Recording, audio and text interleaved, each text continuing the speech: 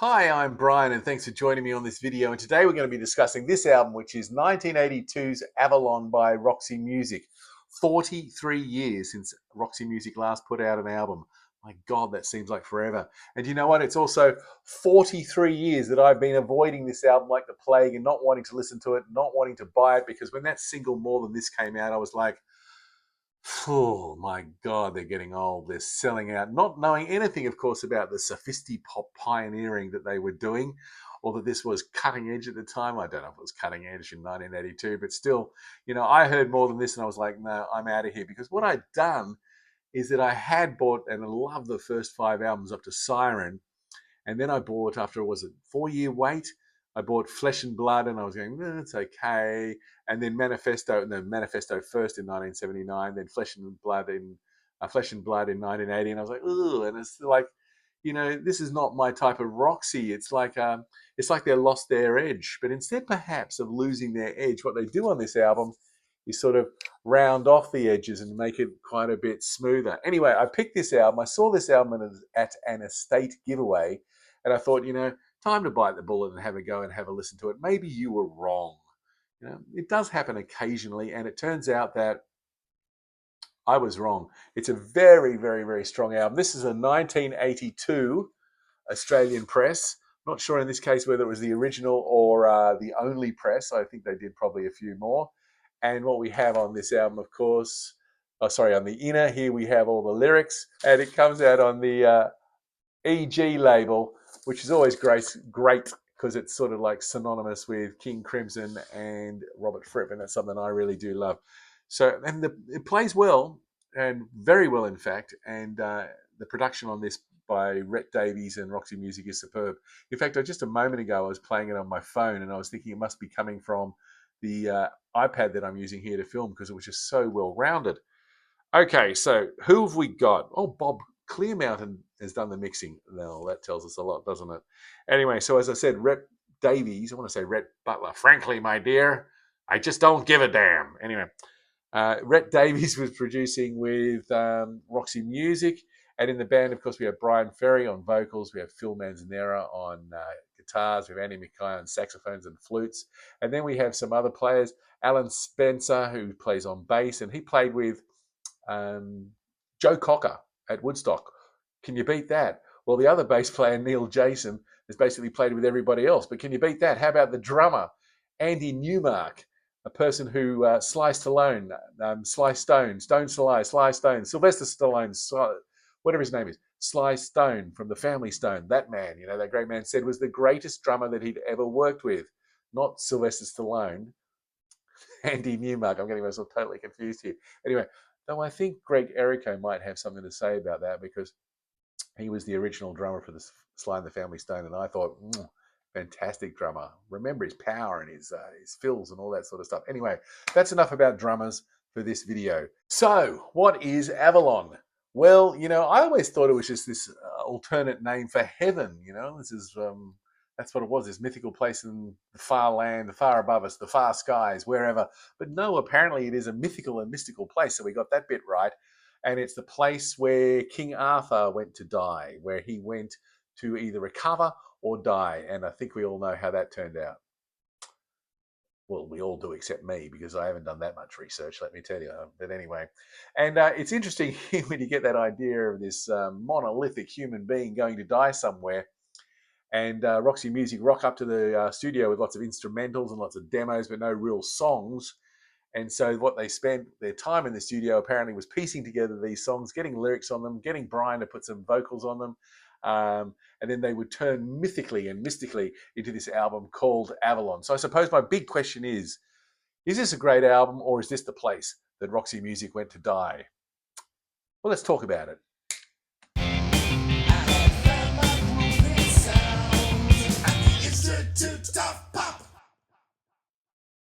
So let's begin by talking about the elephant in the room. Let's rip off the Band-Aid, just like the mouse who removed the thorn from the lion's paw back in the day. And weren't those good days? They were really great days. Yes, it's More Than This, the song that threatened to throw me away from this album forever and still threatens to do so. But, another listen with maturity is telling me that bring on the dinner parties. Let's have some Sophisti-Pop because this is a beautifully crafted song. I mean, right from the moment that we hear Phil's guitar lines to the synths to Bryan Ferry coming in and crooning over the top with his slight use of falsetto here, everything about it screams rom-com to me. In fact, I wouldn't be surprised if you saw a couple in a winter's night walking down the streets in New York while this song was playing in a film. And they've paid off the town or the city to be able to clear the streets from 5 a.m. to 6 a.m., which would be no feat in New York. And why am I talking about New York and not London? I don't know. It's got a New York feel to me, I suppose. But anyway, and then it goes into the last section is about a minute of instrumental enjoyment here, and where nothing really happens except they keep playing it over and over again. And I suppose this comes back to that idea of bringing in just these beds of songs into the studio, and rather than and work out their usefulness. And here there was no use in putting more guitar or sax; they just played it out. Sometimes it works, sometimes it doesn't. Last night I listened to this album in preparing for this, and I thought, I'm getting bored a little bit here. I want to hit the skip button, but there's no skip button on my turntable. Anyway, things have improved. It was their last top 10 single, and it was the first single from this album, and it's more than this. What's up next? Well, the next we've got The Space Between. Is that the space between our ears? I'm not quite sure. Once again, these lyrics aren't that fascinating. I mean, they're eschewing a sort of complexity in the want of sophistication, I suppose. They're looking for intellect, but they are missing originality. That's just my opinion. What the hell? What we have here is a smooth funk fantasy groove.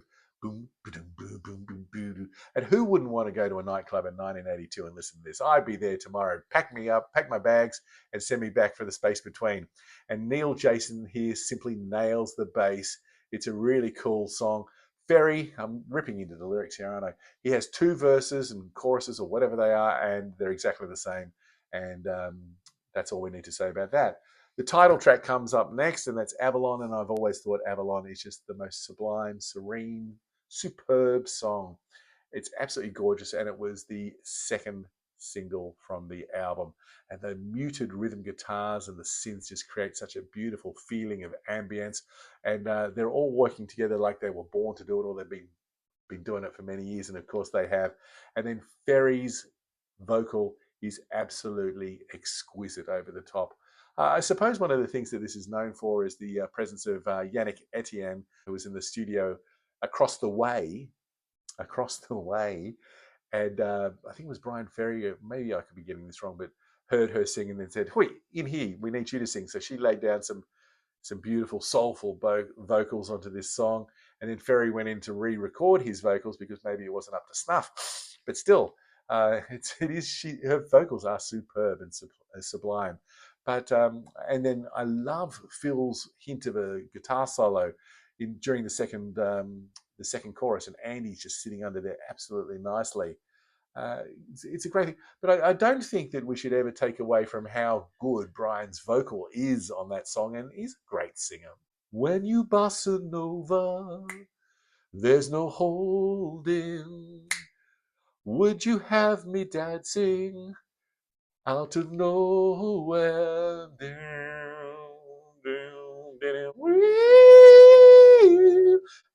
Avalon. Damn hard song to sing, and Bryan Ferry nails it. It goes without saying, so I'm going to say it. He is a great singer, and that's why we go after that song Avalon into an instrumental. Of course you would, and you'd call it India, because when I'm looking at that, that screams India to me. But it doesn't matter.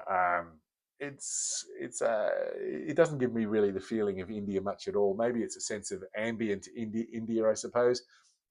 But they haven't resorted to the cheap trick of just throwing in a sitar sound here. They haven't done that at all. It feels like it's going to develop into something kind of special. Maybe vocals will come in, but it is very short and we're in and out. It's dreamy. There's nice guitar work on here.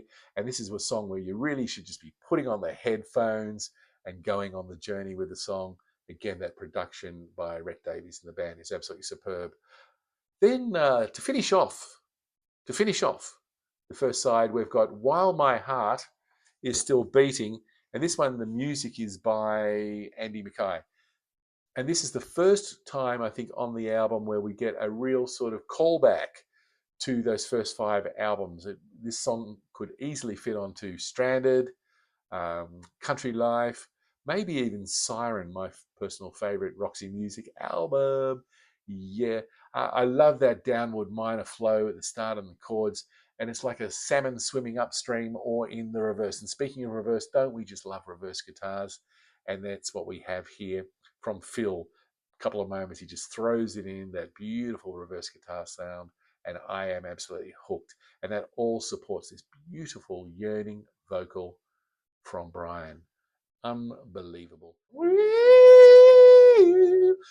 Side 2. And side 2 opens with The Main Thing. And The Main Thing is one of my absolute favorites from this album. It's the first song, however, which might feel as though it's really dated in the 1980s. And that's not a terrible thing. There's so much more good music came out in the 1980s than it gets credit for.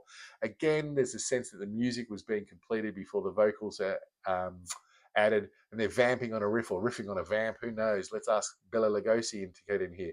And there's this slightly mysterious and dangerous feel about this song, and that's provided by the keys. Good lyrics here. You run through here with your words of sand. Let's do it again. You run through here with your words of sand. I can nearly understand the main thing. I love the words of sand. What an idea. A lovely image that puts out for us. And the instrumental section in here in the middle is quite chilling, and there's a nice iciness to it, which I usually associate with a band like Orchestral Maneuvers in the Dark, and there's no bad thing about that. That's a pretty cool thing, I would have thought. Doesn't really matter if the music's recorded first. This is just killer. If the song turns out to be this killer, it's great. I think it's my favorite song on the album. Then we go on to the 3rd single, which is Take a Chance with Me. And that eeriness, the unsettling tone absolutely continues. And I get the feeling that more than India, this is taking me to the sort of subcontinent, to the Middle East. And we have this sense of aura creating music, a little pun there for church fans. And this all goes on for, I don't know, around a minute before we get the jingle jangle of the guitars and the song kicks off. So at this point, I'm thinking, how in the hell was this ever a single? But I'm sure there'll be plenty of, I mean, I could do it myself and just play it on YouTube, but it'd be better if you put it in the comments saying, well, of course they just chopped off the first minute of the song for the single. Anyway, Ferry's vocal, Bryan's vocal is absolutely delightful, and Phil's guitar work is really great. It creates all these textures. I mean, don't expect him, as I was talking about in Every Dream Home, A Heartache before, don't expect him to pull off that sort of those sort of sounds. I mean, he's a mellow man. That's okay. Everybody needs to have a mellow period of their life, but still, it's really good. And towards the end, he does get a little bit darker with the solo. It's a great song. And then the next one is coming up. What's it got now? We've got To Turn You On. Yes, and this was used as a B-side to Jealous Guy. It's a great soulful vocal, and it's about, the lyrics here are about reflection and evaluating choices, particularly I would say in romance, but also in life and career that one may have made at some point. And now, do we come back and start to think about whether those choices were the right ones? But ultimately, throughout all of that sort of philosophical meandering, we come back to the best thing is that all I want to do is to turn you on. So it is a love song. It ain't poetry. And sometimes these lyrics are left deliberately obscure, talking too much about it. I'm not the biggest fan of the instrumental section here, but that's okay. It's a really good song to turn you on. It's once again, it can only come from Avalon by Roxy Music, and that's cool. True to Life is the sort of big album closer, which is really ironic because it doesn't close the album, but more on that in a moment. It's perfectly placed to build momentum to the end of the album. And I would probably treat this as the climax to the album.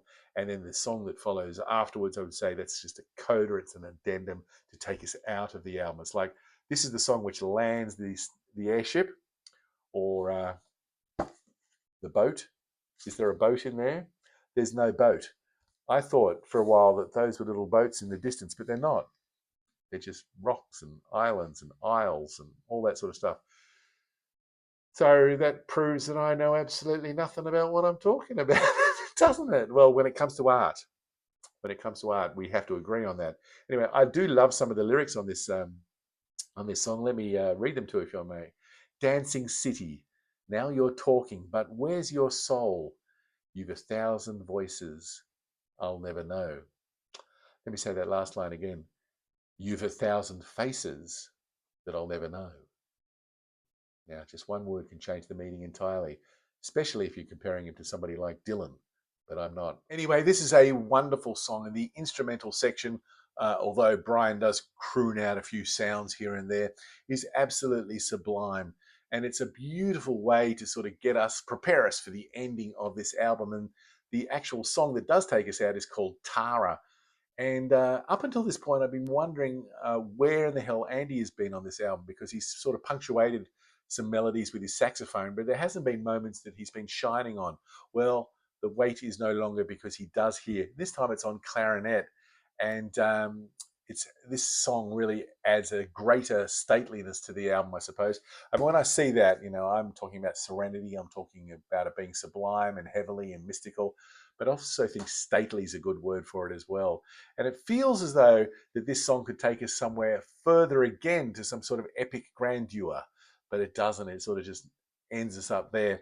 But it's backed up with the sound of the waves just lapping on the shore, like you might expect here. It's very sensual and it's evocative.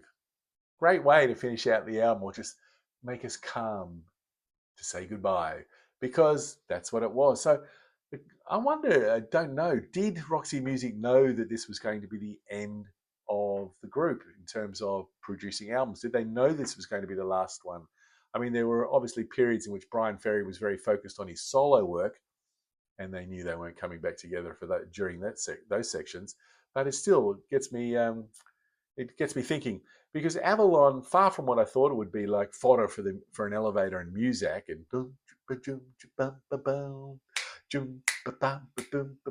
no, it's really got a sense of cohesion, and it's like they're bringing in all those instrumental sections and the demos into the studio, and then working together, trying to piece the sound together. And it doesn't matter what song you put the needle on here, it's going to sound like it was from Avalon. Now, here's a little postscript though. When I listened to it last night, I started to get a little bit bored of those sections which were repetitive and which I would have left on the cutting floor in retrospect. So I'm going to say this is a very delicious and savory album, but it's best to be eaten in one bite. And what I'm going to do is I'm going to put it away for a little while now. I'll put it away for a little while now. Gee, I held that up for a long time, because everybody needs to see this one more time, don't they? I'm going to put it away for a little bit of time and bring it out on special occasions. That dinner party where I invited around all of my friends who love Sophisti-Pop.